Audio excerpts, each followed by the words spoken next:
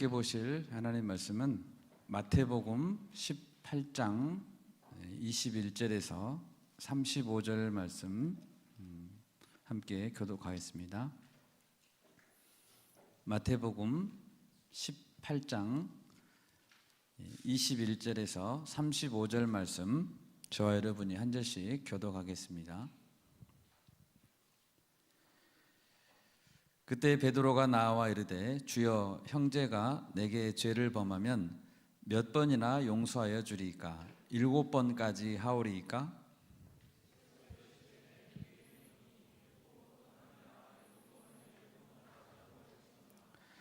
그러므로 천국은 그 종들과 결산하려 하던 어떤 임금과 같으니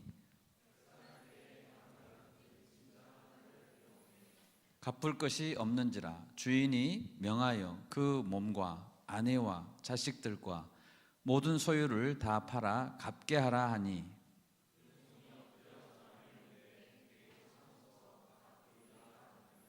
그 종의 주인이 불쌍히 여겨 놓아 보내며 그 빚을 탕감하여 주었더니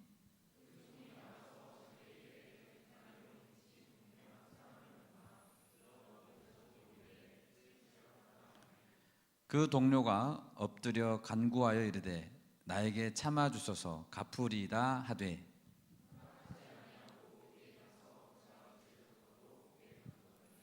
그 동료들이 그것을 보고 몹시 딱하게 여겨 주인에게 가서 그 일을 다 알리니,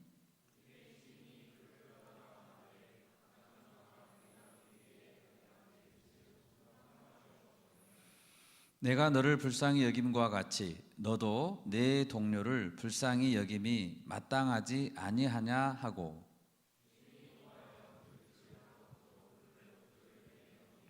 함께 읽습니다.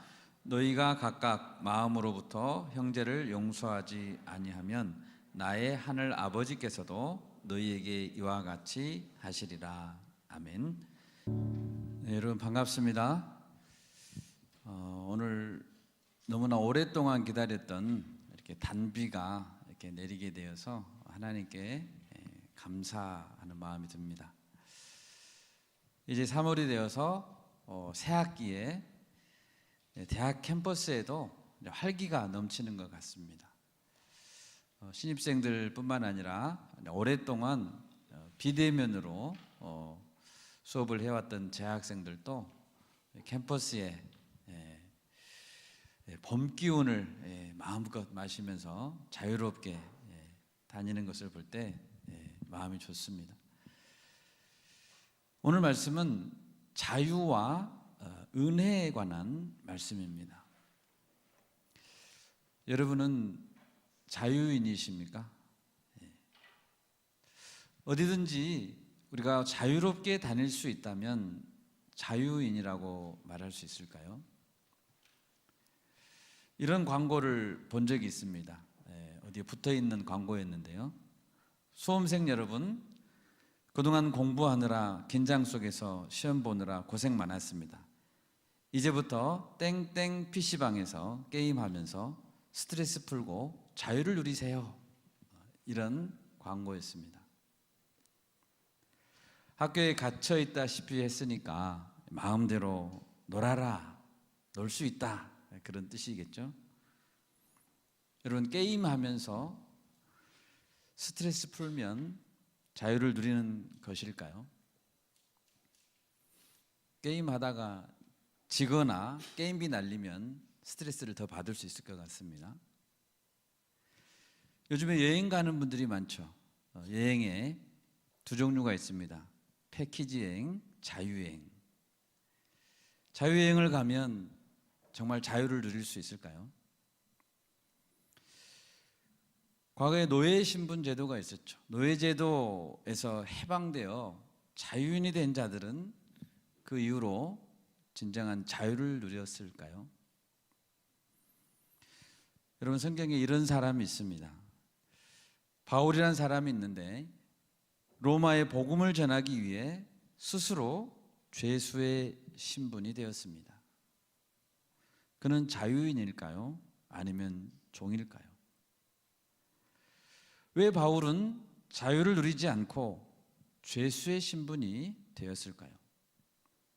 여러분, 바울은 그리스도의 종이 되었고 죄수의 신분으로 죽었지만 우리는 그를 진정한 자유인이라고 믿고 있습니다.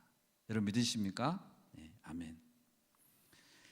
여러분, 성경은 하나님께서 우리를 자유를 위해 부르셨다고 말하고 있습니다. 로마서 6장 17, 18절을 자막을 같이 한번 읽겠습니다. 하나님께 감사하리로다. 너희가 본래 죄의 종이더니 너희에게 전하여 준 바 교훈의 본을 마음으로 순종하여 죄로부터 해방되어 의에게 종이 되었느니라. 아멘. 여러분, 우리는 본래 죄의 종이었습니다. 누구나 죄에서 놓이지 않는다면 자유인이 아닌 것입니다. 그러므로 하나님의 죄 용서와 자유는 동전의 양면과 같은 것입니다. 여러분, 우리의 믿음의 고백은 바로 이것입니다. 나를 죄와 사망 권세의 사슬에서 풀어주시고 자유롭게 해주실 분은 오직 예수님이십니다. 아멘. 이것이 우리의 믿음의 고백입니다. 오늘 말씀의 제목은 갚을 수 없는 은혜입니다. 오늘 말씀을 통해서 예수님께 주시는 은혜의 선물을 깨닫게 하든지 회복시켜서 살려라고 말씀하고 있는 것입니다.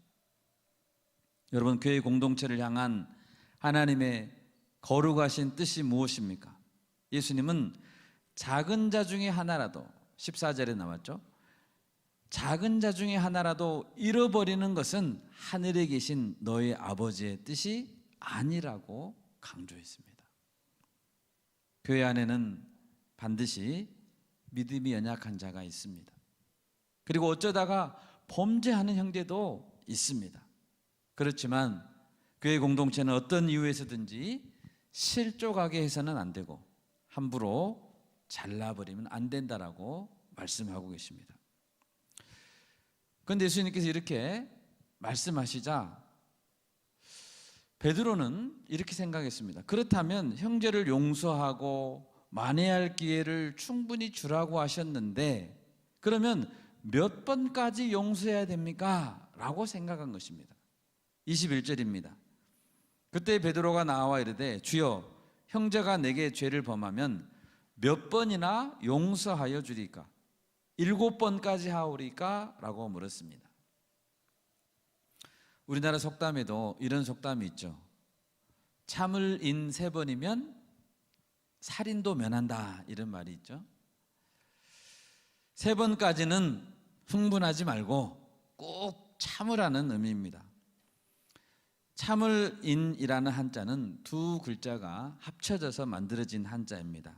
밑에는 마음심, 그리고 위에는 칼도가 있습니다. 심장 옆에 칼이 있는 것이죠. 심장을 칼로 찌르니까 얼마나 마음이 아프겠습니까? 그것이 참는다는 의미겠죠. 또 이렇게 볼 수도 있습니다. 심장 옆에 칼을 두는 것처럼 흥분하지 말고, 조금만 흥분하면 칼이 찔리니까 심장이, 흥분하지 말고 숨을 죽이라는 의미도 되겠죠. 사도 바울도 사랑의 정의를 내린 고린도전서 13장에서 사랑을 가르칠 때 가장 먼저 나오는 것이 사랑은 오래 참고입니다. 예수님 당시에 유대교 랍비들도 사람이 반복적으로 죄를 범했을 때 3번까지 용서하는 것은 용서의 정신을 충분히 보여줄 수 있다라고 가르쳤다고 합니다. 베드로는 여기에서 갑절을 해서 7번까지 용서하면 되는가요? 라고 예수님께 묻고 있는 것입니다. 베드로는 7번 용서하면 과분할 정도로 충분하지 않습니까? 라고 묻고 있는 것입니다. 그러면 예수님의 대답은 무엇입니까? 22절 말씀 우리 같이 한번 읽어보겠습니다. 22절입니다. 예수께서 이르시되 내게 이르노니 7번뿐 아니라 7번을 70번까지라도 할지니라. 아멘. 7번을 70번까지 하면 곱하기 하면 490번이죠. 이 말은 490번만 용서하라는 의미가 아니고 1번, 2번, 3번, 489번, 490번 이렇게 세라는 의미가 아닌 것이죠. 세지 말라는 것입니다. 용서의 횟수에 관련해서 예수님은 누가복음 17장 3, 4절에서도 이렇게 말씀하셨습니다. 자막을 같이 읽겠습니다. 너희는 스스로 조심하라. 만일 내 형제가 죄를 범하거든 경고하고 회개하거든 용서하라. 만일 하루에 7번이라도 네게 죄를 짓고 7번 내게 돌아와 내가 회개하노라 하거든 너는 용서하라 하시더라. 아멘. 하루에 7번이라도 반복적으로 죄를 짓고 7번 돌아와서 내가 회개합니다 라고 하면 용서하라는 것입니다. 여러분, 하루에 7번 죄를 지으려면 몇 시간에 한 번씩 죄를 지어야 됩니까? 두세 시간에 한 번씩 죄를 지어야 됩니다. 두세 시간에 한 번씩 반복적으로 죄를 짓는데 이런 자는 도저히 제대로 회개하는 사람 같지 않습니다. 어떻게 이 사람이 회개했다고 볼 수 있죠? 그렇지만 그럼에도 불구하고 내가 회개합니다라고 와서 말한다면 예수님은 용서하라고 말씀하고 있습니다. 얼마나 지키기 어려운 말씀입니까? 여러분, 그런데 예수님이 원하시는 공동체는 바로 이런 공동체입니다. 용서의 공동체입니다. 여러분, 가장 천국을 닮은 공동체는 어떤 공동체일까요? 모든 자가 어린아이와 같이 자신을 낮추는 공동체일 것이고 어떤 연약한 자도 실족하지 않는 공동체, 그리고 어떤 죄인도 용서받을 수 있는 공동체일 것입니다. 그것이 천국을 가장 닮은 공동체 아닐까요? 저를 한번 따라서 해보겠습니다. 이런 말이 우리 공동체 안에 많이 써지기를 바라는데요. 따라서 해보십시오. 어서 와. 참 잘 왔다. 괜찮아. 그럴 수 있지. 다시 시작하자. 도와줄게. 넌 최고야. 여러분 좋죠? 네. 이런 말이 우리 공동체 안에 많이 있었으면 좋겠습니다. 두 번째로 예수님은 갚을 수 없는 너의 빚을 탕감해 주었다라고 말씀하고 있습니다. 예수님은 7번을 70번까지라도 용서해야 한다고 말씀하시면서 도대체 그러면 왜 그렇게 용서해야 되는지 그 이유를 한 가지 비유를 들어서 설명해 주고 계십니다. 22절, 23절, 24절을 보십시오. 그러므로 천국은 그 종들과 결산하려 하던 어떤 임금과 같으니 결산할 때에 10,000달란트 빚진 자 하나를 데려오매. 어떤 임금에게 10,000달란트, 10,000달란트 빚진 자가 있었습니다. 여러분, 10,000달란트는 어느 정도의 금액일까요? 한 달란트는 그 당시에 일반 노동자의 20년간 받는 급여에 해당된다고 합니다. 20년을 하나도 안 쓰고 다 모으면 한 달란트라고 합니다. 그러면 10,000달란트는 그 금액의 10,000배이지요. 10,000달란트는 보통 사람이 갚을 수 없는 천문학적인 숫자입니다. 25절을 보면 갚을 것이 없는지라 라고 되어 있죠. 자신의 몸과 아내와 자식들과 모든 소유를 다 팔아서 갚게 하라고 했지만 그것으로도 갚을 수 없는 큰 금액이라는 것입니다. 한마디로 죽었다 깨나도 아무리 뛰어난 인간이라도 인간의 능력으로는 갚을 수 없는 금액이 10,000달란트입니다. 그러면 그때 임금은 어떤 결정을 내렸습니까? 27절을 같이 한번 읽겠습니다. 27절입니다. 그 종의 주인이 불쌍히 여겨 놓아 보내며 그 빚을 탕감하여 주었더니, 아멘. 그 주인은 그 빚진 자를 불쌍히 여겼습니다. 다른 이유는 없었습니다. 그냥 불쌍히 여겼습니다. 그리고 10,000달란트의 상세 내역이 기록된 외상 장부를 무효화 시켰습니다. 그리고 전부 탕감해 주었습니다. 여러분, 어떻게 이런 일이 있을 수 있죠? 이렇게 어마어마한 돈을 탕감해 주었습니다. 정말 놀라운 결정이 아닐 수 없죠. 그 사람이 빚을 모조리 탕감받고 얼마나 마음이 홀가분했을까요? 그 사람의 기분이 어땠을까요? 와, 나를 짓누르던, 내 심장을 짓누르던 큰 바위 덩어리가 없어진 것 같아요. 나는 이제 자유다. 여러분, 이것이 진정한 자유입니다.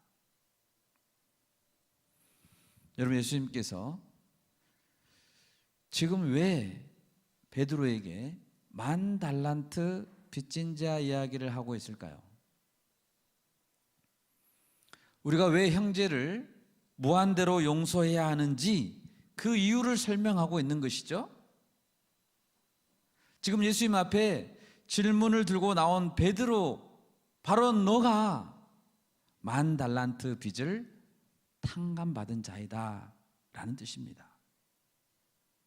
뿐만 아니라 지금 이 자리에 있는 여러분 모두 한 사람도 예외 없이 주님을 믿는다면 우리 각자도 10,000달란트 빚을 탕감받은 자라는 뜻입니다. 여러분, 지금 다른 이야기하고 다른 사람 이야기하고 있는 게 아닙니다. 누구 이야기입니까? 바로 내 이야기하고 있어요. 바로 여러분의 이야기하고 있습니다. 왜 우리는 10,000달란트라는 커다란 빚을 지게 되었을까요? 나는 빚이 없는데요, 통장에. 아닙니다. 여러분은 10,000달란트 빚진 자입니다. 예수님을 믿지 않는 사람들은 자신이 갚을 수 없을 정도로 큰 빚을 진 빚진 자라는 것에 자신은 동의하지 않을 수도 있습니다. 그러나 그 사람이 동의하든 동의하지 않든 엄연한 사실입니다. 하나님은 첫사람 아담과 언약을 했습니다. 창세기 2장 16절 말씀, 17절 말씀 자막을 같이 읽겠습니다.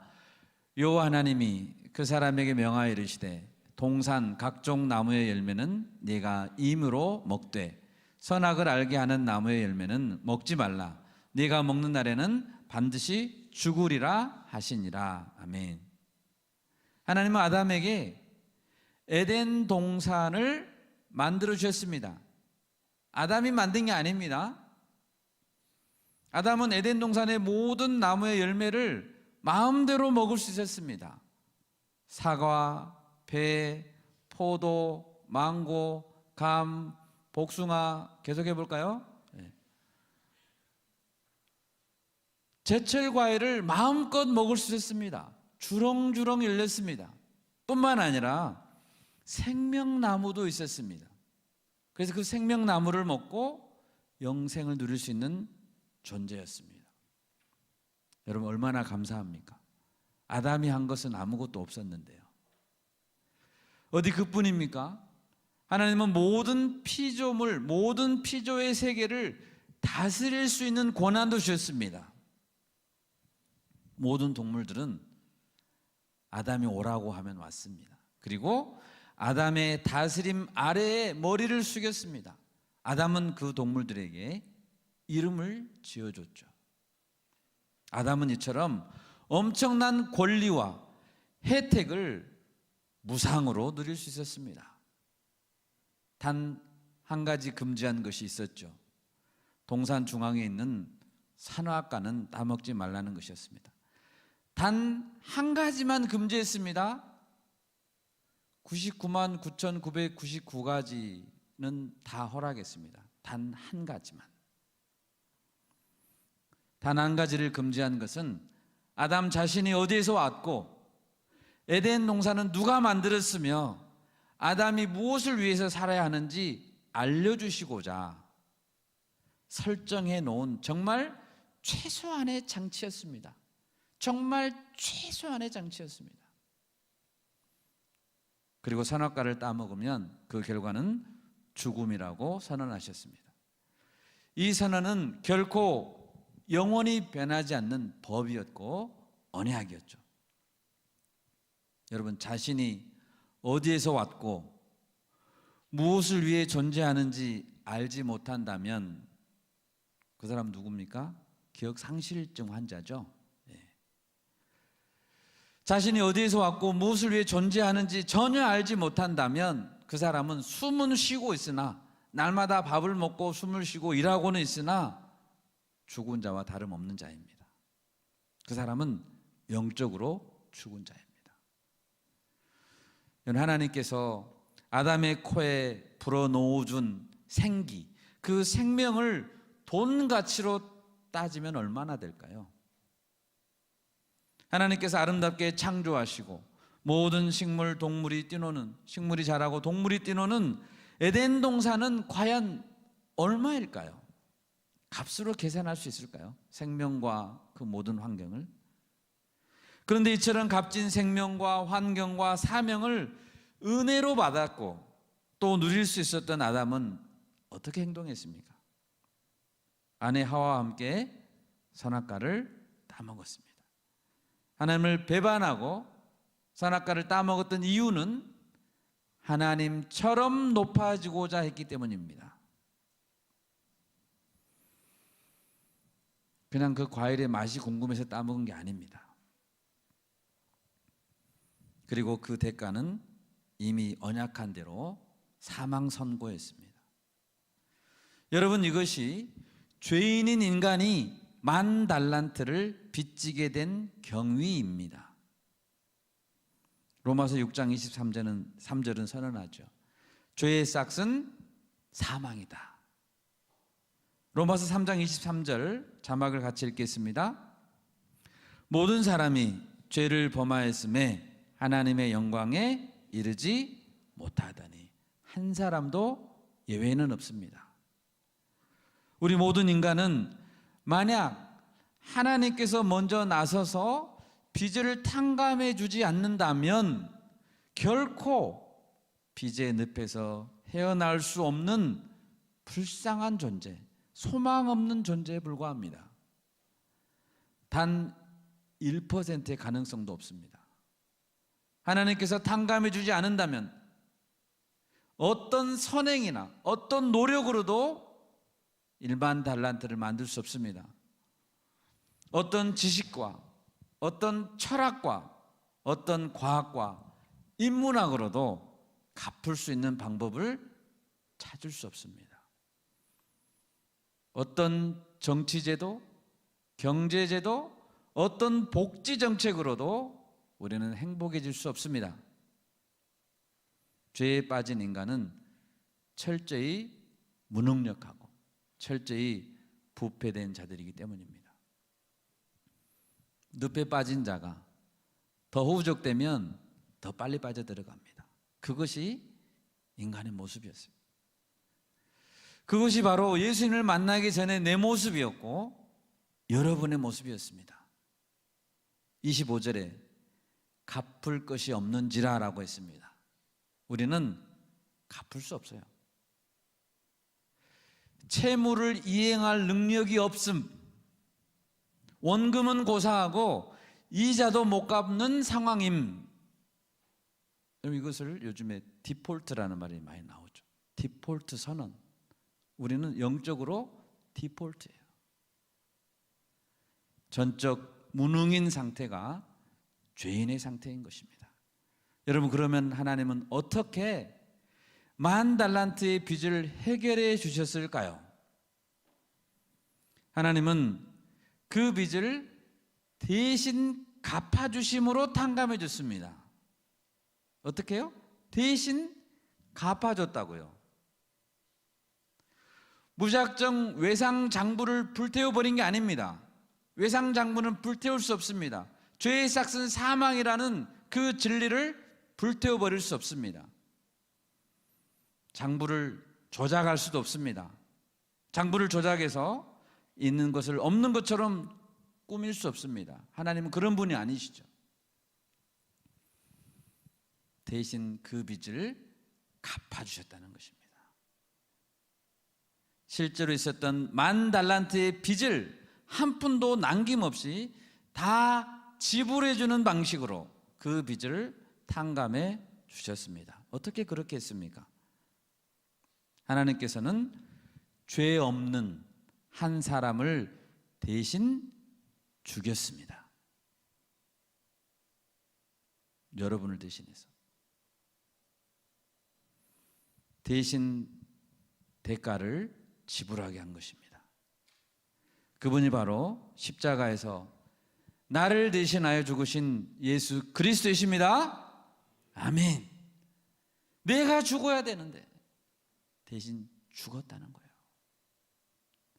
예수님이 가짜로 죽은 척 한 것이 아닙니다. 진짜로 그분은 물과 피를 흘려 죽으셨고 장사되셨습니다. 만약 예수님께서 참 인간이 아니셨고 완벽하게 죽으셨고 장사되신 것이 아니라면 우리의 10,000달란트 빚은 여전히 있습니다. 그것은 해결 안 됐습니다. 히브리서 9장 15절 말씀 자막을 같이 읽겠습니다. 이로 말미암아 그는 새 언약의 중보자시니 이는 첫 언약 때 범한 죄에서 속량하려고 죽으사 부르심을 입은 자로 하여금 영원한 기업의 약속을 얻게 하려 하심이라. 아멘. 첫 언약 때 범한 죄, 아담의 죄죠. 첫 언약 때 범한 죄에서 속량하려고 주님은 죽었다는 거예요. 나를 대신해서. 베드로전서 3장 18절 말씀 자막을 같이 읽겠습니다. 그리스도께서도 단번에 죄를 위하여 죽으사 의인으로서 불의한 자를 대신하셨으니 이는 우리를 하나님 앞으로 인도하려 하심이라. 육체로는 죽임을 당하시고 영으로는 살리심을 받으셨으니. 아멘. 여러분, 예수님은 나의 죄를 위해 죽으셨습니다. 아멘입니까? 네, 아멘 안 하신 분들이 아멘이시죠? 아멘. 나를 위해 저주 받으시고 내가 올라가서 매달려서 죽어야 될 십자가에 나 대신 올라가셨다라는 거예요. 그분은 의인이시지만 불의한 나를 살리기 위해 나의 불의를 대신하여 죽으셨습니다. 그러므로 예수님 외에 어떤 자도 나의 구원자가 될 수 없습니다. 누가 예수님처럼 나의 죄를 위해서 죽었습니까? 이단 교주들이 죽었습니까? 아닙니다. 그들은 나의 구원자가 아닙니다. 여러분, 하나님께서 우리에게 주신 이 성경 말씀, 이 말씀은 한마디로 나는 너를 용서한다라는 말씀이에요. 사랑의 편지. 창세기 1장, 2장 단 2장은 창조에 관한 내용이었죠. 창세기 1장과 2장. 그런데 1장, 2장, 3장도 넘어가지 못해서 3장에서 아담과 하와의 타락이 나옵니다. 그리고 3장 중반 이후부터 성경 끝까지 하나님은 줄기차게 내가 너를 용서한다고 말하고 있습니다. 예수님께서 십자가에 달리신 마태복음 27장에서 우리의 죄는 결정적으로 완전하게 용서받은 것이지만 훨씬 그 이전에 이미 창세기 3장에서부터 우리를 용서하시기로 하나님은 작정하셨습니다. 창세기 3장에서 짐승을 제물로 잡았죠. 짐승을 제물로 잡아서, 죄 없는 짐승을 제물로 잡아서 그 짐승의 피를 흘려 가죽옷을 지어서 아담과 하와에게 입혀주셨습니다. 그때 이미 나도 용서하신 것입니다. 나 대신 십자가에 달리시고 갚을 수 없는 나의 빚을 탕감해 주신 어린 양 예수 그리스도를 찬양합니다. 아멘. 그 예수님 안에서 나는 참된 자유를 누릴 수 있는 것입니다. 여러분, 예수님이 이 땅에 오셨죠. 그런 예수님은 많은 사람들을 만났습니다. 만나주셔서 뭘 하셨죠? 예수님이 뭘 하시고 다시 올라가셨죠? 예수님은 용서하셨습니다. 용서하기 오셨습니다. 예수님 앞에 나온 자들은 다 용서받았습니다. 그리고 죄에서 자유를 얻었습니다. 예수님은 주여 나를 떠나소서 나는 죄인입니다 라고 고개 숙였던 베드로를 용서했습니다. 그리고 베드로에게 뭐라고 말씀하셨습니까? 네가 이제부턴 사람을 낚는 어부가 되리라 라고 소망 주셨죠. 예수님은 절망 가운데 가버나움 세관에 앉아있던 마태를 용서했습니다. 그리고 나를 따르라고 부르셨습니다. 예수님은 지붕을 뚫고 침상째 내려온 중풍병자에게 작은 자야 안심하라 네 죄의 사함을 받았느니라 라고 선언했습니다. 가늠하다 현장에서 붙잡힌 여인에게 나도 너를 정죄하지 아니하노니 가서 다시는 죄를 범치 말라 용서해 주셨습니다. 38년 된 병자를 용서했습니다. 대제사장의 뜰에서 자신은 신문 받을 때 3번 부인하고 있었던 베드로와 눈이 마주쳤을 때 주님은 용서의 눈길로 그를 바라봤습니다. 십자가에 매달렸을 때 군병들은 십자가에 못 박고 자신의 옷을 나누었지만 주님은 용서했습니다. 누가복음 23장 34절 자막을 같이 읽겠습니다. 이에 예수께서 이르시되 아버지 저들을 사하여 주옵소서 자기들이 하는 것을 알지 못함이니이다 하시더라. 그들이 그의 옷을 나누어 제비 뽑을세. 그들은 뭐 하고 있었습니까? 제비 뽑는 놀이를 하고 있었어요. 예수님은 마지막으로 십자가에서 죽으시기 전에 옆에 있던 강도를 용서했습니다. 주님은 끝까지 용서했습니다. 죽는 순간까지도 용서했습니다. 부활하신 주님은 누구를 용서했습니까? 베드로를 찾아오셨죠. 네가 나를 사랑하느냐? 내 양을 먹이라 하면서 용서했습니다. 그리스도인들을 잡아 죽이려고 하던 바울을 찾아가셔서 용서했습니다. 그리고 예수님은 이 시간 이 자리에 앉아있는 여러분의 죄를 용서했습니다. 여러분을 용서했습니다. 아멘. 주님은 나를 용서했습니다.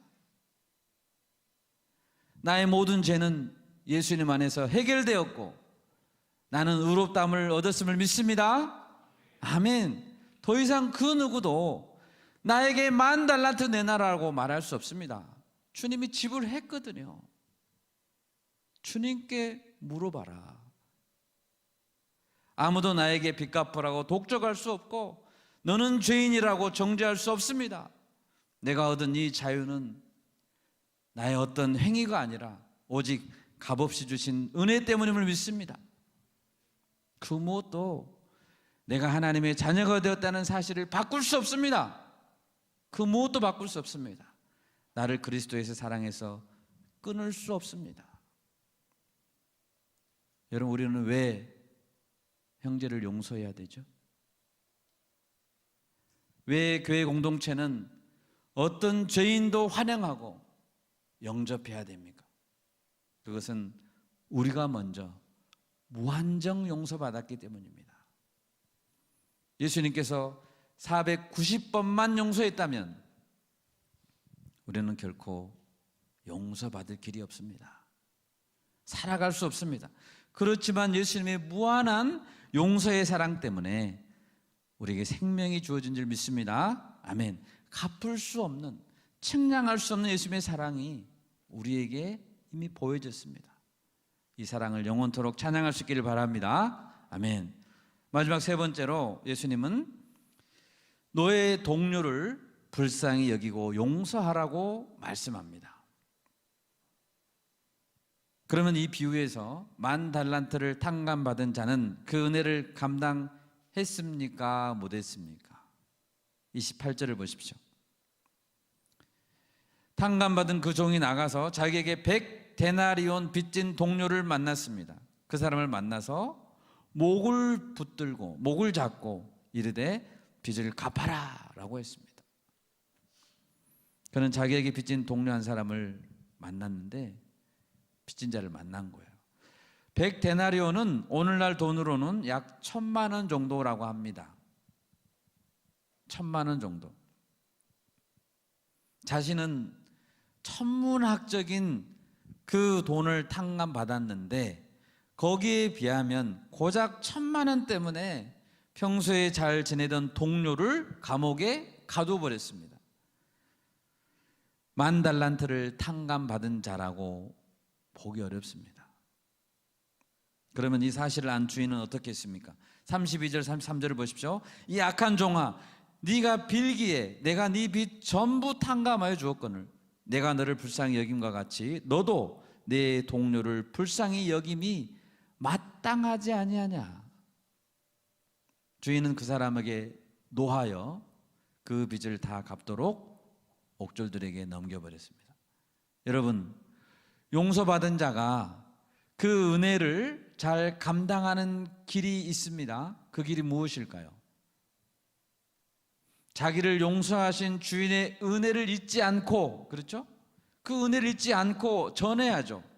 그리고 자기에게 빚진 자를 용서하는 것입니다. 그것이 그 은혜를 감당하는 길입니다. 다른 사람을 용서하는 것, 그것이 내가 정말 은혜 받은 자라는 것을 내가 잘 깨닫고 있다라는 증거가 되는 것입니다. 여러분, 우리가 만약 하나님의 용서의 사랑을 정말 알았다면 어떤 빚진 자가 와서 나를 불쌍히 여겨달라 하면 용서하고 용납할 것입니다. 여러분, 그렇다면 은혜를 잊고 동료를 옥에 가둬버린 바로 이 사람, 10,000달란트를 빚졌던 탕감하던 그 사람은 지금 감옥에 갇혔죠. 이제 그러면 어떻게 하면 이 사람은 다시 감옥에서 풀려날 수 있을까요? 성경에 없습니다. 어떻게 하면 풀려날 수 있을까요? 어떻게 하면 그 주인의 노여움을 풀어줄 수 있을까요? 10,000달란트는 자신의 몸과 아내와 자식과 모든 소유를 다 팔아도 갚을 수 없습니다. 어떻게 해야 되죠? 단 한 가지 방법밖에 없습니다. 다시 주인이 탕감해 주시도록 회개하는 길뿐입니다. 주님, 주인님, 다시는 그러지 않겠습니다. 제가 정말 어리석었습니다. 잘못했습니다. 저도 그 사람을 용서하겠습니다. 저를 다만 불쌍히 여겨주십시오라고 주인께 무릎 꿇고 회개하는 길만이 그가 다시 감옥에서 나올 수 있는 길입니다. 그 외에는 없습니다. 풀어주신다면 제가 열심히 제 손으로 벌어서 갚겠습니다. 제가 갚으면 될 거 아닙니까? 이렇게 하면 풀어줄까요? 이렇게 하면 됩니까? 안 됩니다. 그는 10,000달란트를 벌 수 없습니다. 주인과 계약할 수 없습니다. 오직 주인의 긍휼을 구하고 용서를 구할 길밖에 없습니다. 우리의 행위는 우리 구원에 아무 영향을 미칠 수 없습니다. 우리가 읽은 개역 개정 성경에는 그를 옥졸들에게 넘기니라 라고 되어 있습니다. 34절이죠. 다른 한글 번역 성경에도 옥졸들에게 넘겼다라고만 되어 있는데 흥미로운 번역이 NIV 번역입니다. NIV 성경에는 옥졸들에게 넘겼는데 징계를 받게 하기 위해 넘겼다라고 번역했습니다. 징계를 받게 하기 위해 넘겼다고요. 주인이 은혜를 잊은 자에게 징계를 주고자 한다는 의미입니다. 징계를 통해서 무엇을 깨닫게 하려고요? 주인의 은혜를 다시 한번 깨닫게 하려고요. 여러분, 여기서 우리는 한 가지 중요한 사실을 깨닫게 됩니다. 우리가 10,000달란트 탕감받은 자로서 자유를 누리다가 자칫 잘못해서 또는 실수로 다른 사람을 용서하지 않는 죄를 범할 때 우리는 어떻게 해야 될까요? 10,000달란트를 탕감받았던 그 결정이, 하나님의 그 결정이 취소되어 버릴까요? 다시 원점으로 돌아갈까요? 주님이 베푸신 그 은혜는 다 사라져버리고 다시 원점으로 돌아가서 10,000달란트를 다시 갚아야 하는 걸까요? 그렇지 않습니다. 히브리서 12장 6절 말씀 자막을 같이 읽겠습니다. 주께서 그 사랑하시는 자를 징계하시고 그가 받아들이시는 아들마다 채찍질 하심이라 하였으니. 아멘. 이 말씀을 잘 보십시오. 하나님은 한번 자신의 자녀로 삼으신 자는 결코 버리지 않고 잘못했을 때는 어떻게 하신다고요? 징계하시고 채찍질 하신다고요. 로마서 8장 1절 자막도 같이 읽겠습니다. 그러므로 이제 그리스도 예수 안에 있는 자에게는 결코 정죄함이 없다니. 아멘. 하나님은 한번 아들로 삼으신 그 자식은 징계하시고 채찍질 하시기는 하지만 한번 결정한 구원을 취소하거나 무효화시키진 않으십니다. 한번 거듭난 당신의 자녀는 주님이 끝까지 책임져 주심을 믿습니다. 아멘. 그것이 우리가 가진 구원의 확신입니다. 여러분, 하나님은 우리가 범죄한 사실을 시인하고 다시 회개하기를 원하십니다. 여러분, 서두에 하나님은 어떤 분이라고 했습니까? 하루에 7번이라도 회개하면 용서하라고 하신 분이잖아요. 그렇죠? 이렇게 말씀하셨던 분입니다. 우리가 다시 한번 회개하고 무릎 꿇고 하나님께 나오면 용서해주지 않으시겠습니까? 우리는 오직 하나님의 긍휼을 구하고 철저히 다시 회개해야 됩니다. 그럴 때 다시 용서해 주신 은혜를 덧입을 수 있는 것입니다. 그 방법 외에는 다른 길은 없습니다. 여러분, 말씀을 마치겠습니다. 우리는 모두 갚을 수 없는 빚진 자들이었다는 사실을 잊어버리면 안 됩니다. 우리는 그 빚을 어떤 방법으로도 갚을 수 없는 자들이었습니다. 그 빚을 일방적으로 탕감받지 않는 이상 결코 자유를 얻지 못할 자들이었습니다. 이 죄인들에게 하나님은 한 가지 희망을 주셨죠. 예수님입니다. 하나님은 성경 전체에서 내가 너를 용서한다라고 말씀하시고 내가 너를 자유케 하려고 불렀다라고 말씀하고 있습니다. 예수님의 은혜만이, 내 대신 십자가에 오르신 예수님의 은혜만이 나를 탕감받게 할 수 있는 유일한 길이고 유일한 분임을 믿습니다. 아멘. 이것을 믿는 자마다 하나님의 자녀가 되었음을 믿습니다. 그리고 그 자녀됨은 결단코 변치 않을 것을 믿습니다. 이번 한 주간도 이 말씀으로 승리하고 이 복음을 널리 전하는 우리가 될 수 있기를 간절히 바랍니다. 아멘.